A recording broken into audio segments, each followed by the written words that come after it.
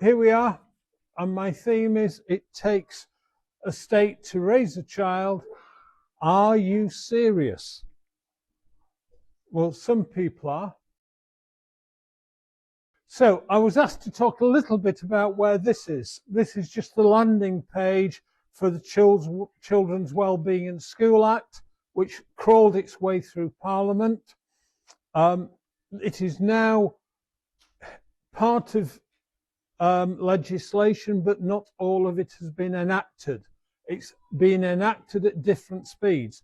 The ones which are directly concerned with home education, we don't have an exact date when they'll come into force. I'll point to one document later where the idea of autumn 2028 has been mooted.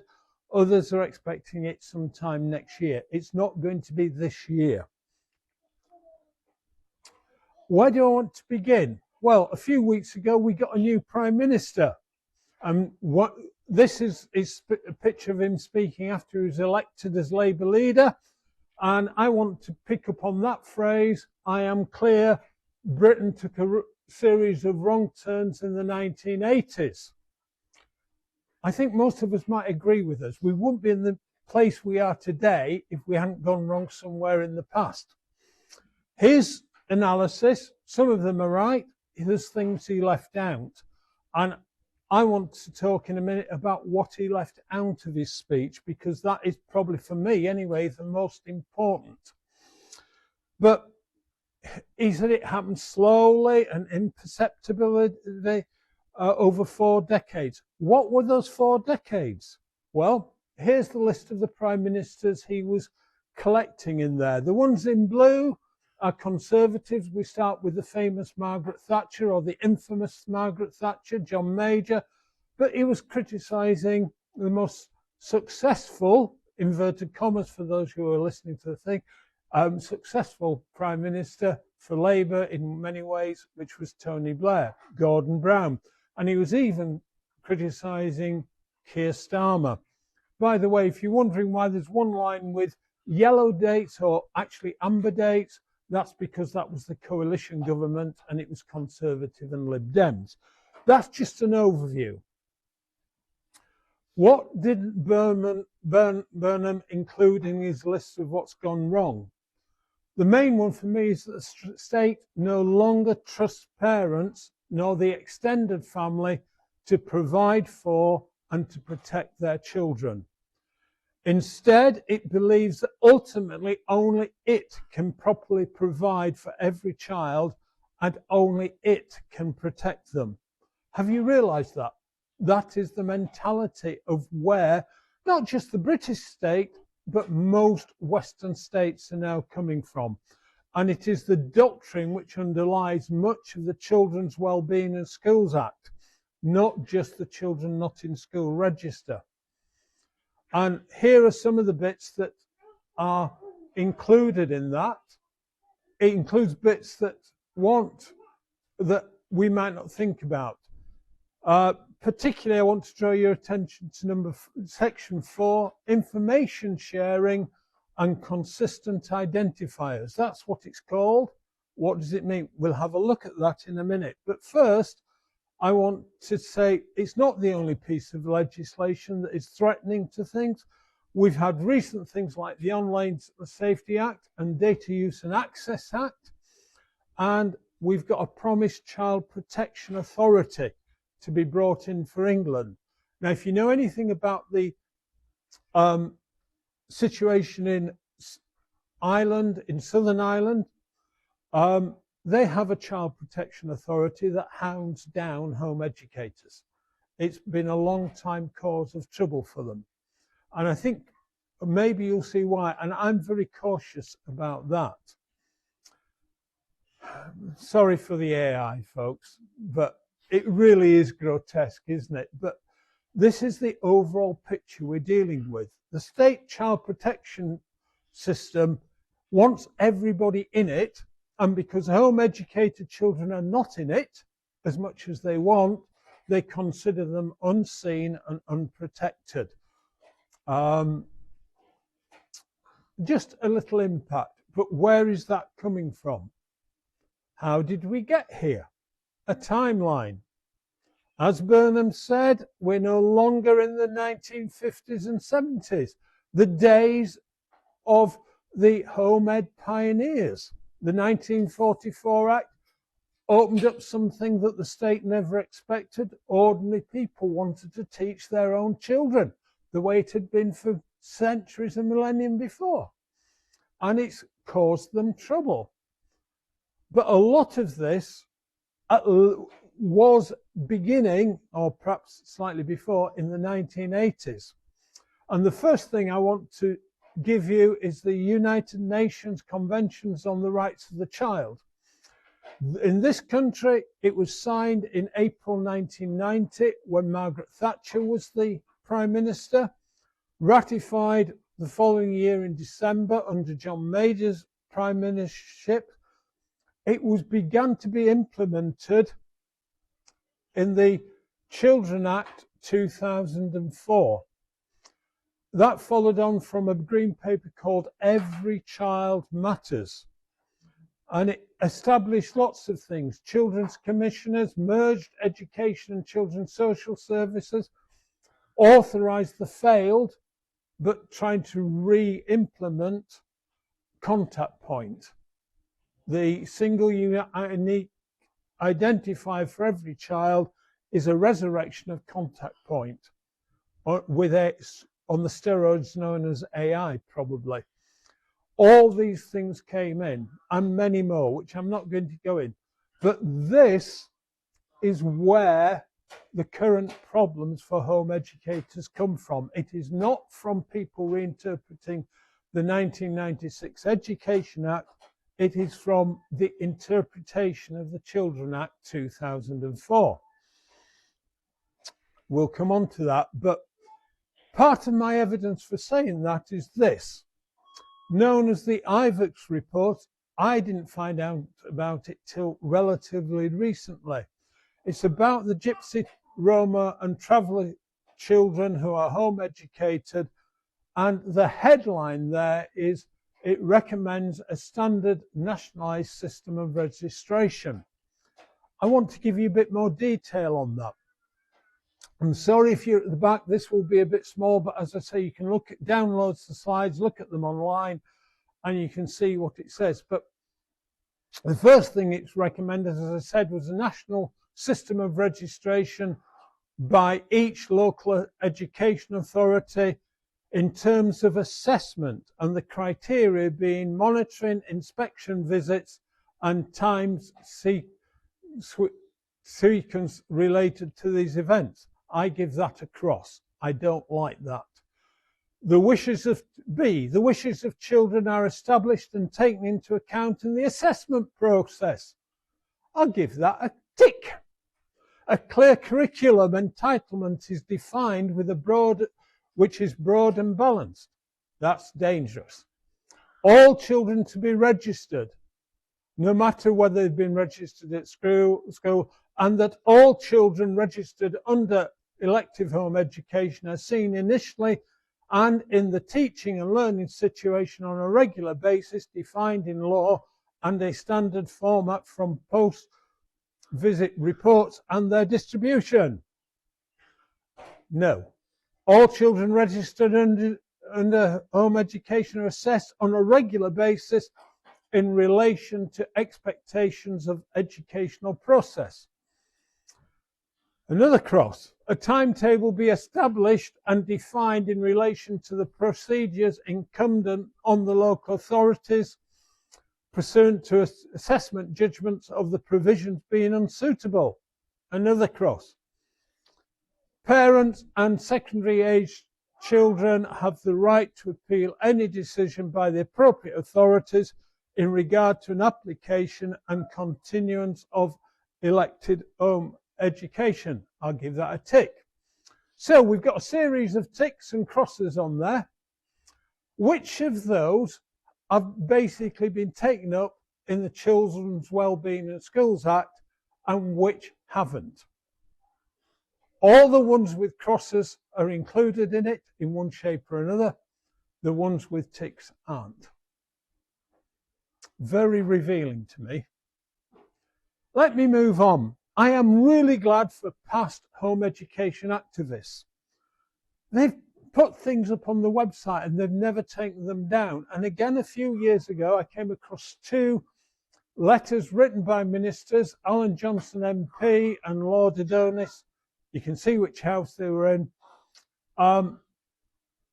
Two different groups there, put them on the websites. They are still there today. And they typed up all the text and put it in. And there's a remarkable thing. These letters are actually very similar. There's a lot of overlap. And I'm just going to pick up two paragraphs. They both said that, and listen to this, the state does not currently prescribe what form of education children should provide, brackets while home educating. Should provide, yeah, a form of education parents should provide. While all maintained and independent school provisions is prescribed in legislation and subject to inspection. This anomaly is at odds with Every Child Matters reforms and supported by the Children Act 2004, which sets out the government's aim to improve education outcomes for all children, regardless of where they are educated, and to narrow the gap between those who are doing well and those who are not. Right? Back in 2007, we were told that the direction of travel set by the Children's Act of 2004 is for government to prescribe what education a child should receive. And these letters should have been headlined for years, and they've been forgotten. A later paragraph, the concerns about the lack of local authority access to the child expressed by respondents to our previous consultations, not necessarily about abuse, but general difficulty in assessing children's progress and children's view on their education being heard is the reason this further consultation is taking place. This is all in the same letter. This is why we've got to where we are now. Now, I'm not going to go through all these, but most people remember the Badman Review in 2009. That's when my real political involvement began. I had been picked up things about the Children's Act, but this is when we jumped in with both feet. That didn't go further. Then we had, in 2015, concerns from the Chief Inspector about illegal schools, which was conflated with home education. But the real damage was done by Lord Soley when his bill in 2017, his private member's bill, was never going to go anywhere, but it was like a big wooden spoon. It stirred up everything. And it all came back. Then we had a load of reviews and things and a call for evidence. They're there. If you want to look them up, they give you clues what to look for when you look at my notes. We had a consultation. They changed the language, right? When they got to this children not in school, it was not home education anymore. It was a wider group, children not in school. When they finally responded to that, that brought in the schools bill under Boris Johnson. And you will remember that fell apart due to bad drafting and so on. But on top of that, following it, we had a whole bunch of private members' bill until we got to the Children's Wellbeing and Schools Bill, brought in opportunity, presented itself in the verdict in the Shara Sharif trial, and it was introduced in December 2024. And that is what has now become the Children's Wellbeing and Schools Act. We are trying to, there are various people trying to get things to go to push back on it. The lead one at the moment is this. This is a crowdfunder page. That is from a few days ago. It is an important thing. It is pushing back on the parents' responsibility not being transferred to the state. And if you want to know more about it, Michelle at the back, waving, you all know Michelle, I hope by now. Michelle will tell you. Michelle is far more involved in it than I am, but please, it is important. It won't deal with everything unless the government make the wrong steps coming back. And if they get it so wrong, it may deal with everything, but I don't know. But it is important, but that is there. I want to move on though, because I said I wanted to look at other parts of the thing. How many of you have heard that the government is about to implement an information sharing duty in children's services from the end of September? Have you heard about it? Anybody not heard about it? Right. Well, I'm going to give you a quick interview. What is this? This is a slide that came our way from somebody who turned up a webinar. A home educator went to a webinar run by the government. They had a whole series of them and they offered to send out the slides afterwards. She kindly asked for them and shared them far and wide. So this is copies of the government slides with some notes from me. This is the first content page. I know you can't see it. It's horrible, right? I've got some blow-ups, which I've enhanced with AI just to get them a little bit clearer. They do show up better. So just let me try and blow some things up. The top bit there, what are we trying to address? Children and families will interact with a range of services at one time. Each organisation may have unique insight into their lives. Effective information sharing is essential to build a fuller understanding of a child's life, to earlier identify needs of concern before escalation and provide timely support. We expect every child to be in a situation which is failing them. Therefore, we need to join up all the information we've got so we don't let any drop through our fingers. The trouble is with this approach is it is the children that the state knows about who usually get dropped. And we can do that time and time again. Right? The numbers they fail that they know about is far higher than the numbers they don't know about and come to harm. This is the next bit from that same page. They say it goes back to a case in 1973, and they report a more recent thing from the Children's Safeguarding Review Panel about this confusion of roles, lack of information sharing.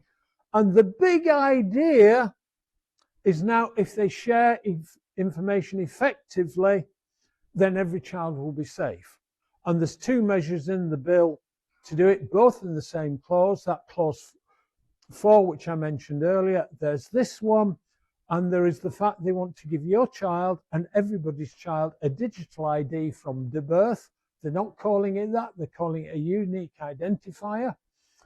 And they're not going to put all their information in one data place. They're going to spread it over a data lake, but this number is going to identify them. And I haven't got a slide on it, but earlier this year, Wes Streeting, when he was health secretary, made an announcement, it wasn't picked up by the media, that the state will collect every child, is aiming to collect every child's DNA from birth. Nobody gave notice to that. But all this is going to be pooled information. So if you put in the child's unique identifier into a government system, you have access to all this information. So here we have it. We have this diagram. I've blown it up a bit. I've got it a bit. This bit here shows you what's in the middle. There in the middle is the child, and there is their family. Okay, so that's what's in the middle. What's around the outside? Well, this is a blow up there. Again, and you probably might not be able to see it, so I'm going to go through. If you work up these, you go into the middle of the circle. Okay? The outer circle is national governments. Then you've got national arm's length bodies or national charities. Statutory safeguarding partners, this is all jargon, right? This is all jargon. Multi-agency safeguarding hub, MASH membership, and local services, frontline interaction with the family. To show you what that means in practice, I've taken one part of the circle there, and I'll just work in through so you get the idea.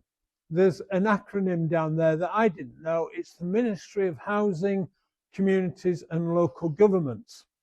So they are the national government department. The next one here is reflected down here, other national and regional charities, including people like the NSBCC, Children's Society and Barnardo's.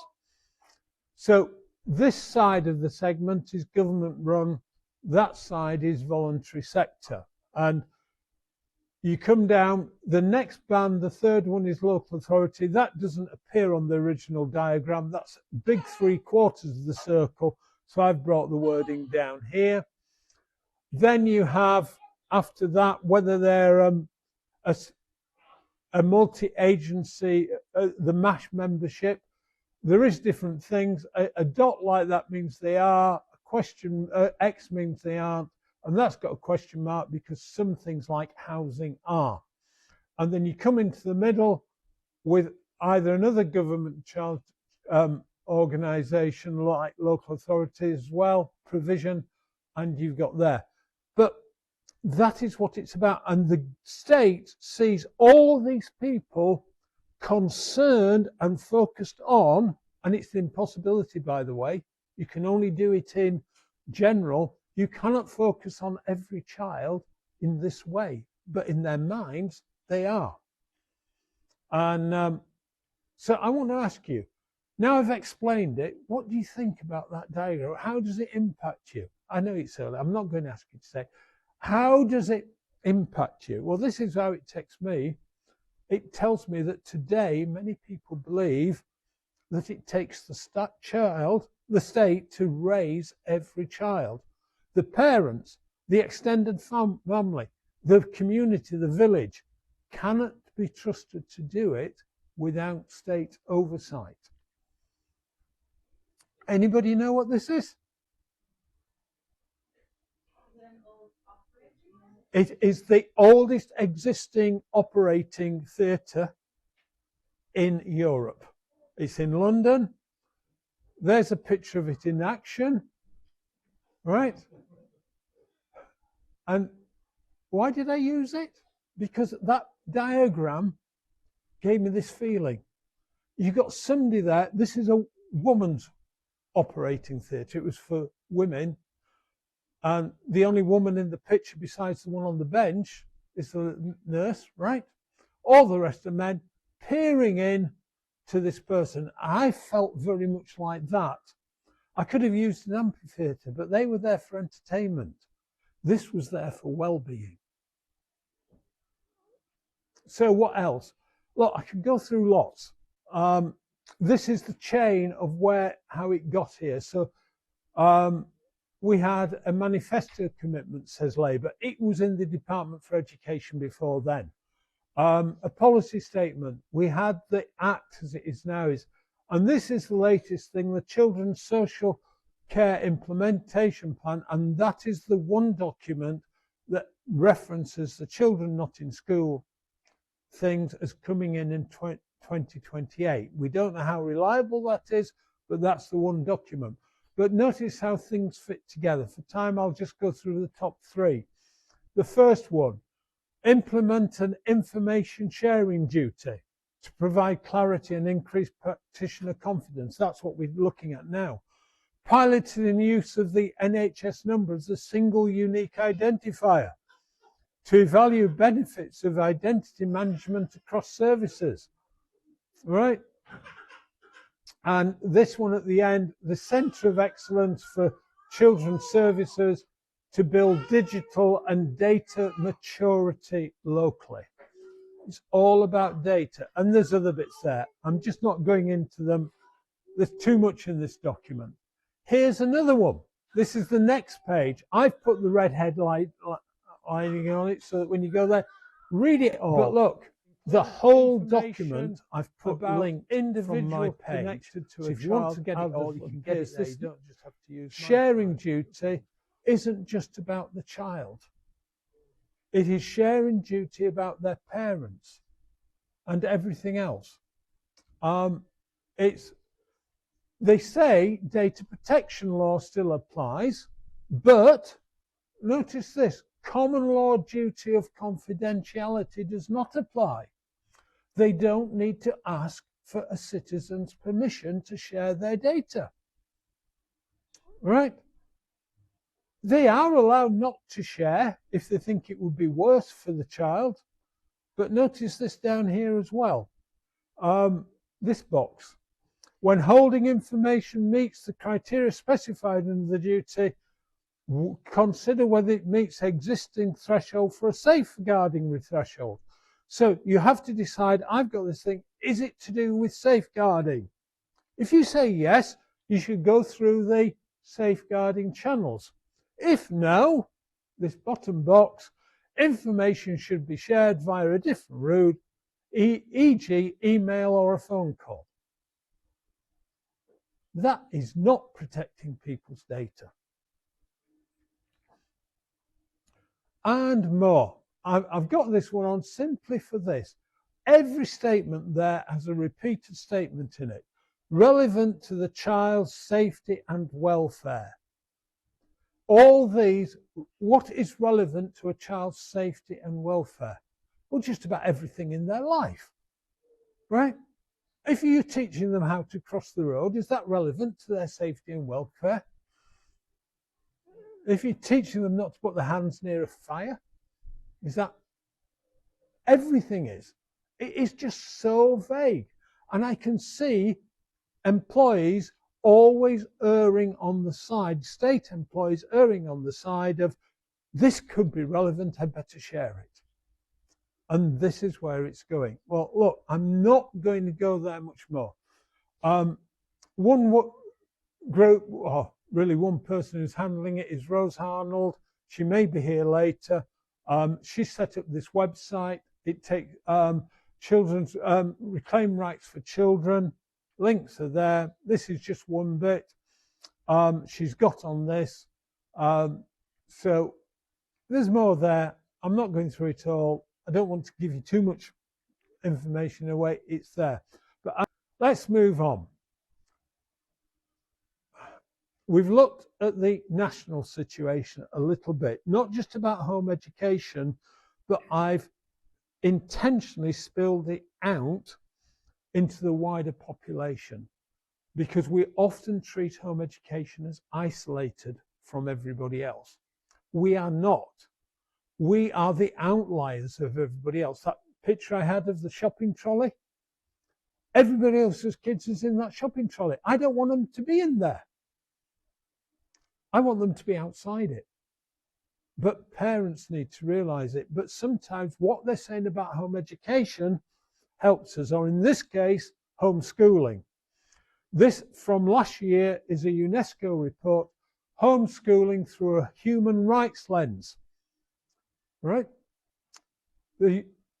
I'm saying all this comes from the United Nations Charter on the Rights of the Child. That is human rights. UNESCO is the body who is responsible for implementing that. They are saying that is what this means.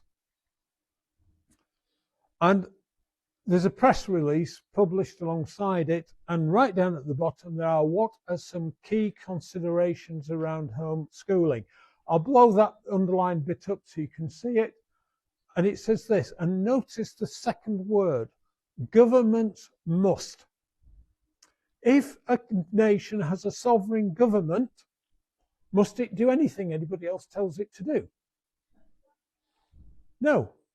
If a world body is telling a government it must do something, it means it's not a sovereign government. And so governments around the world are being told that they must implement oversight mechanisms such as registration and evaluations while ensuring regulatory capacity and providing support, providing parental support. So a quick question. We have now got a bill that implements oversight mechanisms such as registration and evaluations. Is that a British idea, or has it come from elsewhere? Very simple. You know, is this a fight that is just about England? Now, I know we've got people here who know more about other places, so I'm not, but here you are. These are some recent headlines. Finland, bringing in the security issue, the terrorism one. Brazil, sentences parents to prison for homeschooling their daughters. Holland, they've been telling home-educated families, you have to put your children back in school. And they did try doing something in New Zealand down there. It was in early stages. The parents have won a reprieve for now. I don't think they've pushed it back if you read the articles. So this is my premise, right? I was born in the 1950s, right? 1951 is when I was born. My parents and their parents were told that human rights was going to protect them from an aggressive state. We'd just been through 2 world wars. Hitler had used the state education system in Germany to say, every child has to learn my values. Parliament didn't want that to happen in this country. Everybody said, and somebody said, we need to get together and get rid of wars. And none of that generation said, what's it going to cost us? Nobody asked the hard questions. But that is the picture it was sold on. Come now, 70 years later, and we've got this. Human rights is now being used by the state to get its way into family life. Very uncomfortable, because so many people think, oh, human rights are there to protect them. They're just not well written enough. There's always flaws in what we write. You've read it, you think it's great, and then somebody asks you a question, what do you mean by that? Oh, I never thought of that. We have seen this morphing, and I believe we have to face up to this. I believe in this country and everywhere else, if home educators do not see that this is the core problem, an inversion of human rights, we will not stand. But I don't think we can do it by ourselves. Right? And so my question is, how should families respond to the fact the state believes it must oversee every child's upbringing? Well, this is now the 5th year I've spoken at HEF. In 22, I was speaking in a marquee. I couldn't use a screen, so I made some posters. This is one of them. You'll find the link to the others on my website. But what did I say back in 22? The primacy of parents to home educate is being taken away. Why? And I went back to UNESCO. And Julian Huxley, from a well-known British family, was the first Director General of UNESCO, and he wrote what's down there. Again, you can find it on my slides and elsewhere. The following year, I came here and I talked about when governments aren't listening. And my remedy was fortify your backbone. That's the only thing you can do. After that, we talked about swimming against the flow, living as a countercultural family. And I asked the question, are we as countercultural as we need to be?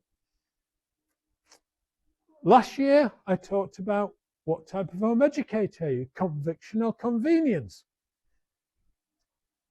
And I asked the question, will home educating families make an impact by conviction or convenience?